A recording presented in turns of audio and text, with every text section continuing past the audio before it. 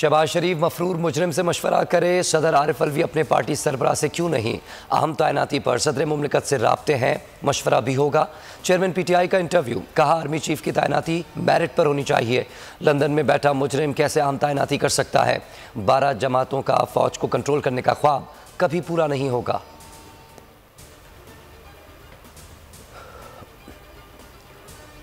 नया army chief कौन होगा? समरी आ गई लेकिन हुकूमत फैसला ना कर सकी। वजीर दिफा ख्वाजा आसिफ ने 1-2 दिन का कहकर जान छुड़ा ली।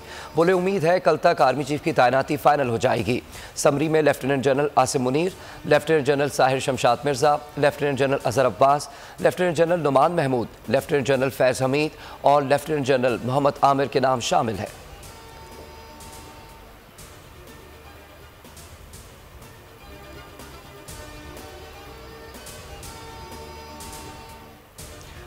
वज़ीर-ए-आज़म शहबाज शरीफ की ज़ेर सदारत वफाकी काबीना का इजलास आज होगा। ज़राए के मुताबिक अहम तकरीरों से मुतल्लिक़ क़वाइद मजवज़ा तरामीम ज़ेर गौर आएंगी।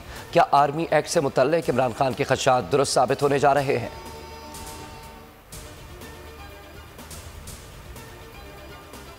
26 नवंबर को पाकिस्तान में सियासी क्लाइमैक्स होगा। इमरान खान की ज़मान पार्क में गुफ्तगू, कहा इंतखाबात फौरी हों या अक्टूबर तक हों, तहरीक इंसाफ को नुकसान नहीं होगा। मुल्क में कानून की हुक्मरानी लाना है, अवाम का सियासी निज़ाम से एतबार उठता जा रहा है।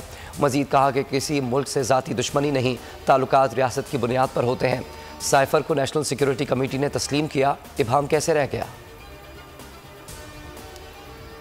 हुकूमत को बड़ा सरप्राइज़ देने की तैयारियां तेज़। PTI कारकुनान को 25 नवंबर तक रावलपिंडी पहुंचने की हिदायत। इमरान खान ने PTI के मरकज़ी रहनुमाओं से तैयारियों पर टेलीफोनिक रब्ता किया। इमरान खान बज़रिया हेलीकॉप्टर रावलपिंडी पहुंचेंगे। कितने रोज़ क़याम होगा, इसका फैसला 26 नवंबर को किया जाएगा। रावलपिंडी डिवीज़न से सूबाई वुज़रा टेंट सिटी की मेज़बानी के ज़िम्मेदार होंगे। सेंट्रल पंजाब से PTI के काफ़िलों को 26 नवंबर को दोपहर 1 बजे से पहले रावलपिंडी पहुंचने की हिदायत। जनूबी पंजाब और खैर पख्तूनख्वा के रहनुमाओं को कम अज़ कम 3 दिन का राशन साथ रखने की हिदायत कर दी गई। ज़मान पार्क में इमरान खान से PTI रहनुमाओं की मुशावरत। एक मरतबा फिर डॉलर को मसनूई तरीके से रोकने की कोशिश की जा रही है। नताइज ख़तरनाक होंगे। असद उमर ने ख़तरे की घंटी बजा दी।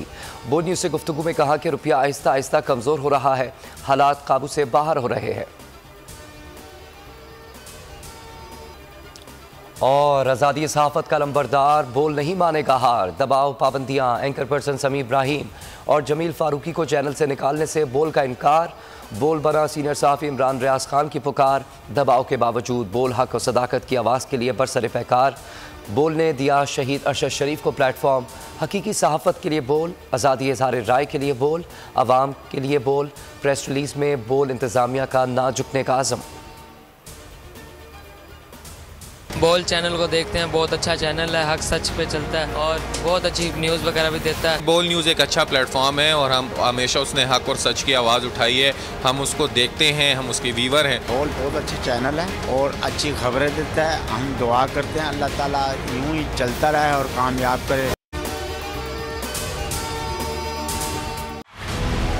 बोल जो कि हकीकी सहाफ़त के सफ़र पे गामज़न है। बोल ने बता दिया है कि किसी किस्म का कोई दबाव बर्दाश्त नहीं किया जाएगा।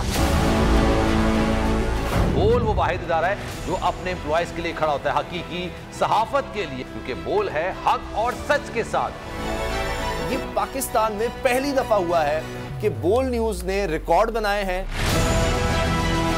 आज के दौर में, डिजिटल मीडिया के दौर में, आप किस किस साइट को ब्लॉक करेंगे? इनका बस नहीं चल रहा कि हर उस आवाज को बंद कर दें जो सोच थोड़ी सी भी इख्तलाफ की गुंजाइश पैदा करने की कोशिश करे।